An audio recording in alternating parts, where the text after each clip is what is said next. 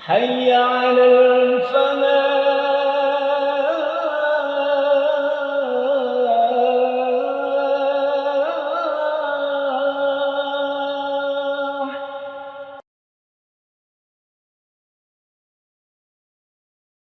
السلام عليكم ورحمة الله وبركاته. إن الحمد لله نحمده ونستعينه ونستغفره ونعوذ بالله من شرور أنفسنا ومن سيئات أعمالنا. من يهده الله فلا مضل له ومن يضلل فلا هادي له. وأشهد أن لا إله إلا الله وحده لا شريك له وأشهد أن محمدًا عبده ورسوله لا نبي بعده وبعد. Para hadirin jamaah salat zuhur Masjid Al-Falah yang saya muliakan, siang hari ini saya akan melanjutkan petikan-petikan hikmah dari ucapan-ucapan tokoh-tokoh Islam yang hari ini kita masih akan mendengar nasihat-nasihat, kata-kata hikmah dari salah seorang sahabat Rasulullah SAW yang bernama Abdullah bin Mas'ud. Abdullah bin Mas'ud merupakan sosok sahabat Nabi yang perawakannya kecil, orangnya kurus, tapi Nabi SAW mengatakan timbangannya itu lebih berat daripada gunung Uhud. Artinya kemuliaan beliau, kedudukan beliau itu sangat mulia, sangat tinggi. Bobot iman beliau itu berat, sekalipun perawakannya kecil. Karena yang dinilai, yang dilihat dari seseorang itu adalah imannya, takwanya, akhlaknya. Itu yang menjadikan seseorang itu berat timbangannya di hari kiamat. Abdullah bin Mas'ud radhiyallahu tabaraka wa ta'ala an, seorang sahabat yang juga memiliki banyak nasihat atau kata-kata bijak, kata-kata hikmah yang tentunya kita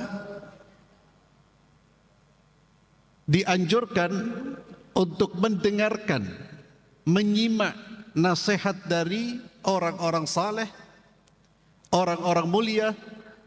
Dan mereka para sahabat Rasulullah SAW adalah orang-orang yang telah mendapatkan rekomendasi, mendapatkan pengakuan akan kesalehan ketakwaan dari Allah dan dari Nabi Muhammad SAW. Generasi yang dipuji oleh Allah, sebagaimana firman Allah di dalam surat At-Taubah ayat ke-100. Allah Azza wa Jalla berfirman, "Was-sabiquna al-awwaluna minal muhajirin wal ansar walladzina ittaba'uuhum bi ihsan radhiyallahu anhum wa radu an." Ma'asyiral muslimin, azzallahu wa iyyakum, beberapa nasihat dari Abdullah bin Mas'ud yang akan saya sampaikan di mimbar zuhur ini. Di antaranya apa yang beliau katakan, inna minat tawadhu an tabda bisalam kullaman laqaitah. Kata beliau, sesungguhnya di antara bentuk sikap tawadhu, sikap rendah hati Anda adalah engkau mengucapkan salam kepada siapapun yang engkau temui. Itu di antara ciri orang yang tawadhu, ciri orang yang tidak sombong. Siapapun yang dia temui, dia akan memulai mengucapkan salam, memulai untuk menyapa. Dan ini salah satu akhlak yang diajarkan di dalam Islam. Baginda Muhammad sallallahu alaihi wasallam beliau bersabda, haqqul muslim 'alal muslim sit. Ada 6 hak seorang muslim atas muslim yang lainnya, di antaranya idza laqitahu fasallim alaihi. Jika engkau berjumpa dengannya, jika engkau berjumpa dengan saudaramu, ucapkan salam kepada saudaramu. Ma'asyiral muslimin, ujilah ketawaduan kita dengan cara memulai menyapa sebelum kita disapa. Terutama kalau kita memiliki kelebihan dibandingkan orang yang kita sapa.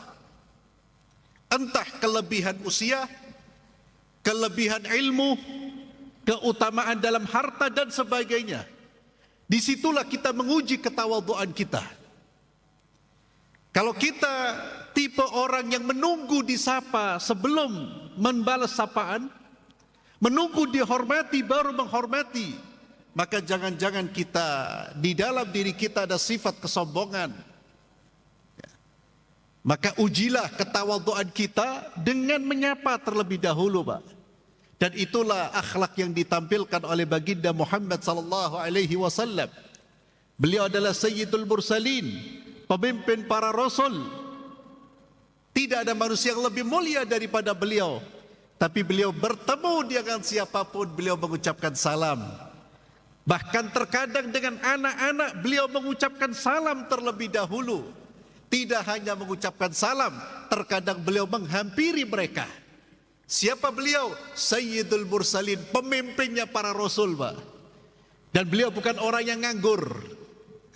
Terkadang orang jarang nyapa orang karena ya merasa dirinya sibuk. Ma'asyiral muslimin, ini satu nasihat yang penting untuk kita simak dan tentunya kita jadikan sebagai pedoman. Tunjukkan ketawaduan kita, sapa saudara-saudara kita, Pak. Kemudian di antara nasihat beliau, kata-kata bijak beliau, beliau mengatakan laisa hifdzul Quran bihifdzil huruf walakinna iqamata hududi.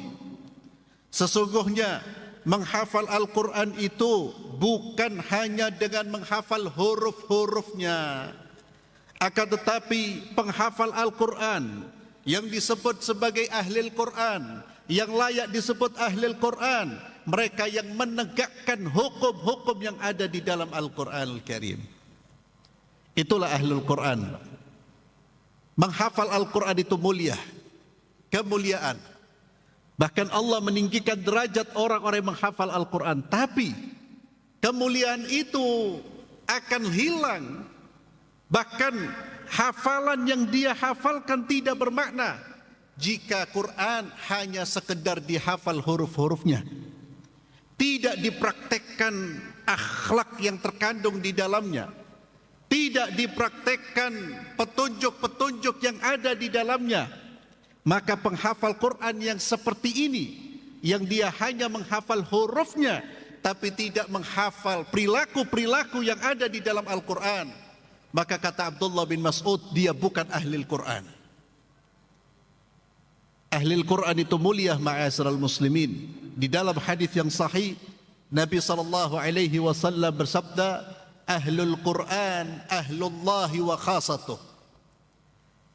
Ahlul Quran itu orang-orang spesialnya Allah. Orang-orang yang sangat dekat dengan Allah. Itu Ahlul Quran. Tapi siapa Ahlul Quran? Ahlul Quran bukanlah orang yang hanya sekedar menghafal huruf-hurufnya, mampu membaca dengan hafalannya, bukan hanya sekedar itu. Tapi Ahlul Quran adalah mereka yang menghafal, memahami, dan tentunya menjalankan isi dari Al-Quran. Ahlul Quran itu orang yang akhlaknya seperti petunjuk di dalam Al-Quran, yang akidahnya sesuai dengan petunjuk Al-Quran, ibadahnya sesuai dengan petunjuk Al-Quran, semuanya sesuai dengan petunjuk Al-Quran. Itulah Ahlul Quran. Kemudian Abdullah bin Mas'ud radhiyallahu tabaraka wa ta'ala an juga mengatakan, ma min syai' ahaqqu bituli sijn minal lisan. Ini yang viral kemarin, Pak. ya, pelajaran buat kita semua, Tidak ada sesuatu yang lebih berhak, lebih layak untuk dipenjara, dikunci daripada lisan kita. Tidak ada sesuatu, kalau ada sesuatu dari anggota tubuh kita yang lebih banyak seharusnya kita kunci, maka anggota tersebut adalah lisan kita.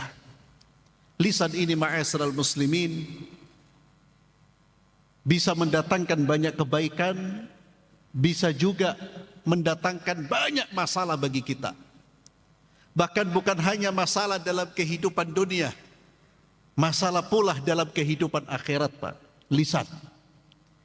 Nabi SAW pernah mengingatkan kepada sahabat Mu'ad bin Jabal radhiyallahu anhu. Sahabat Mu'ad bin Jabal ini pernah bertanya tentang amalan yang memasukkan ke dalam syurga. Dijawab oleh baginda Muhammad SAW. Beliau menjawab dengan 5 rukun Islam. Kemudian beliau menambahkan jihad, sedekah dan seterusnya. Disampaikan oleh Nabi berbagai macam amal-amal kebaikan. Karena syurga itu diberikan kepada orang-orang yang bertakwa. Orang-orang yang bertakwa adalah orang-orang yang beriman dan beramal. Dan siapa yang beriman dan beramal, niscaya Allah akan mencurahkan rahmatnya, dan dengan rahmat itu dia akan masuk ke dalam syurga. Ketika Nabi menyebutkan amal-amal kebaikan, di akhir pesan beliau berpesan apa kepada Mu'ad bin Jabal, Pak? Amsik alaika lisanak. Kamu pengen selamat, kamu tahan lisanmu. Kata Nabi, ala ukhbiruka bimalaki dzalika kulli, maukah aku sampaikan yang bisa menjamin semua amal itu memasukkan kamu ke dalam surga? Ada satu, lisanmu, jaga. Mu'ad bin Jabal terkaget-kaget, Pak. Ya Rasulullah, wa inna lamu'akhaduna bima natakallamu bih. Ya Rasulullah, apakah kita disiksa gara-gara ucapan-ucapan kita? Apakah kita disiksa padahal kita sudah sholat, sudah puasa, sudah haji, jihad, dan berbagai macam amal kita lakukan? Apakah masih disiksa gara-gara lisan kita? Apa jawab baginda Muhammad SAW? Justru di hari kiamat banyak orang yang diseret dan dilempar ke dalam api neraka disebabkan oleh dosa lisan-lisan mereka. Salatnya rajin, Pak, salatnya baik, tapi fitnahnya kesana kemari juga luar biasa. Salatnya rajin, tapi doyan menggonjing, rajin menggonjing. Salatnya rajin, tapi juga suka meremehkan, merendahkan, melecehkan. Lisan. Dan betapa banyak hubungan yang rusak gara-gara lisan. Rumah tangga rusak gara-gara ketidakmampuan mengontrol lisan. Maka benar kata Abdullah bin Mas'ud, yang seharusnya lebih banyak kita simpan, Pak, jangan diumbar, itu lisan. Apalagi kita hidup di zaman sekarang. Jaga lisan, Pak, kalau kita ingin selamat. Ada pepatah Arab yang mengatakan, salamatul insan bihifdil lisan. Keselamatan kita itu juga tergantung dengan bagaimana kita mampu menjaga lisan kita. Hati-hati dengan lisan. Manfaatkan untuk mendulang pahala. Jangan menjadikan alat untuk mencelakakan diri kita, Pak. Perbanyak zikir, perbanyak menyebut kata-kata yang baik. Jika berbicara, difikir terlebih dahulu, apakah omongan saya ini baik? Apakah ucapan saya ini benar? Apakah ucapan saya ini diridhai oleh Allah? Maka kata baginda Muhammad SAW, man kana yu'minu billahi wal yawmil akhir falyakul khairan aw liyasmut. Siapa yang beriman kepada Allah dan hari akhir, hendaknya dia berkata yang baik atau diam. Ma'asyiral muslimin, a'azzallahu wa iyyakum. Kemudian di antara nasihat dan pesan dari Abdullah bin Mas'ud radhiyallahu tabaraka wa ta'ala an. Beliau mengatakan, "Ughdu 'aliman aw muta'alliman wa la taghdu baina dhalik." Kata Abdullah bin Mas'ud, hendaknya engkau keluar dari rumahmu sebagai orang yang belajar atau sebagai orang yang alim. Artinya, ma'asyiral muslimin, beliau mendorong kita sebagai seorang muslim agar menjadi orang yang belajar, Pak. Kalau kita belum menjadi orang yang alim, berilmu, ulama, maka jadilah muta'allim, jadilah orang yang belajar. Terutama ilmu yang terkait dengan urusan kewajiban kita. Jangan sampai kita menjadi seseorang yang tidak mengenal agama kita. Seorang muslim tapi dia tidak mengetahui bagaimana tata cara salat yang benar. Muslim sudah berpuluh-puluh tahun hidup dalam Islam tapi tidak mengerti bagaimana taharah, bersuci di dalam Islam. Ada yang tidak mengerti salat yang benar di dalam Islam. Beliau mendorong kita, Pak. Kata beliau, jadilah orang yang belajar. Kalau anda bukan ulama, jadilah pembelajar. Dan jangan sampai anda bukan ulama dan juga bukan pembelajar. Dan ini diantara sarana kita belajar, Pak. Oleh karena itu, ma'asyiral muslimin, siapapun diri kita, apapun profesi kita, belajar. Apa yang kita pelajari yang terkait pertama kali dengan kewajiban-kewajiban kita sebagai seorang muslim. Bagaimana seharusnya hubungan saya dengan Allah? Bagaimana seharusnya hubungan saya dengan hamba-hamba Allah? Itu butuh ilmu. Dan Islam menegaskan bahwa ilmu itu merupakan kewajiban yang harus dipelajari. Sebagaimana sabda baginda Muhammad sallallahu alaihi wasallam, talabul ilmi fariidatun ala kulli muslim. Menuntut ilmu itu adalah kewajiban bagi seorang muslim. Carilah ilmu yang membuat kita mengenal Allah. Carilah ilmu yang membuat kita mengenal Nabi kita Muhammad sallallahu alaihi wasallam. Carilah ilmu yang membuat kita mengenal agama Allah Subhanahu wa taala, sehingga ibadah yang kita lakukan, tindakan yang kita lakukan, perbuatan yang kita lakukan, semuanya berdasarkan petunjuk, semuanya berdasarkan ilmu, tidak berdasarkan terkaan, tidak berdasarkan dugaan, atau tidak berdasarkan kejahilan. Ma'asyiral muslimin, a'azzallahu ayyakum, satu lagi nasihat dari beliau, di antaranya beliau mengatakan, kafa bi khasyatillahi ilma wa kafa bil ightirari bihi jahla. Kata beliau, cukuplah rasa takut kepada Allah sebagai pertanda orang itu berilmu. Dan orang yang tertipu dengan bermaksiat kepada Allah, cukuplah itu pertanda akan kebodohannya. Maka ciri orang yang berilmu bukanlah orang yang banyak menghafal ayat-ayat atau hadis-hadis, tapi dia tidak takut kepada Allah.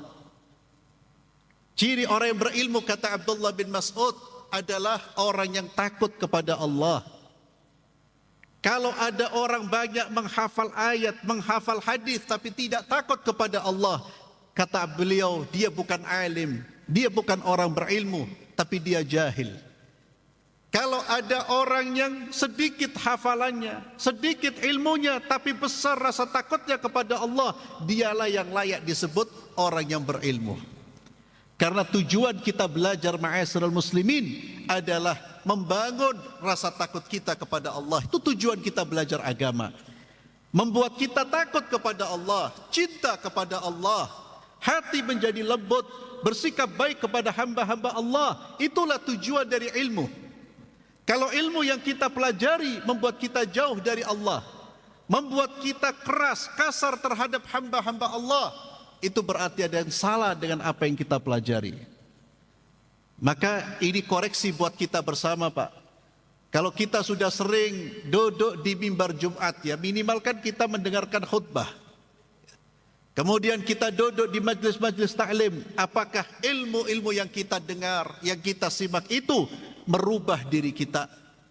Apakah membuat rasa takut kita kepada Allah bertambah? Kalau itu membuat rasa takut kita kepada Allah bertambah, itulah ilmu yang bermanfaat. Dan Nabi kita Muhammad sallallahu alaihi wasallam mengajarkan doa kepada kita selepas salat untuk berdoa, Allahumma inni as'al, selepas salat subuh dianjurkan kita membaca Allahumma inni as'aluka ilman nafi'ah wa rizqan tayyiban wa amalan mutaqabbala. Ya Allah, aku mohon ilmu yang bermanfaat, rezeki yang halal dan amal yang diterima. Itu dianjurkan dibaca selepas salat subuh. 3 ini Pak, kalau kita dapat ilmu, kemudian rezeki kita halal, amal soleh kita diterima, insya Allah bahagia dunia wal akhirah. Inilah pesan-pesan dan nasihat-nasihat dari salah seorang sahabat baginda Muhammad sallallahu alaihi wasallam yang saya kira tentunya bermanfaat buat kita semua. Barakallahu fikum. Kita tutup majlis siang ini dengan doa kafaratul majlis. Subhanakallahumma wa bihamdik, asyhadu an la ilaha illa anta, astaghfiruka wa atubu ilaik. Assalamualaikum warahmatullahi wabarakatuh.